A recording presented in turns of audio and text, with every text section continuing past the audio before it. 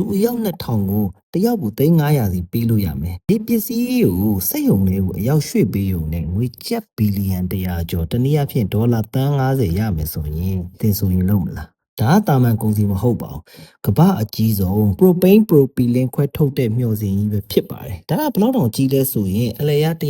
138.6မီတာအချင်း10.8မီတာရှိပါတယ်ရန်ကုန်ကအထက်90မြင့်တဲ့မိုးပြန်တိုက်ကြီးတစ်လုံးထပ်တောင်ပိုရှည်ပြီး၄ချိန်ကတန်ချိန်2558တန်ရှိပါတယ်လူစီကားအစီးရေ2000ကျော်ကိုတပြိုင်နက်ဂဟေဆော်ပြီးစုပေါင်းထားတဲ့လောက်ကိုလေးတာပါပိုင်းမဖြတ်ပဲဒီမျော်စင်ကြီးတစ်ခုလုံးကိုတည်ယူဖို့ဆိုတာတကယ်ကိုမဖြစ်နိုင်တဲ့စိန်ခေါ်မှုပါတရုတ်အင်ဂျင်နီယာအဖွဲ့ဟာတစ်လချိုတင်ပြီးစနစ်တကျလမ်းကြောင်းရှာခဲ့ရပါတယ်လမ်းမှာပိတ်နေတဲ့အတားအဆီးပေါင်း20ကျော်ကိုရှင်းလင်းခဲ့ရတယ်လန်တတားနဲ့တိုးဂိတ်တွေကိုဖျက်သိမ်းပေးခဲ့ရသလိုဆက်သွယ်ရေးလိုင်း31လိုင်းနဲ့လျှက်စစ်မီးကြိုး23လိုင်းကိုပါလမ်းလွှဲပေးခဲ့ရပါတယ်တကယ်တမ်းတည်ရတဲ့ခရီးက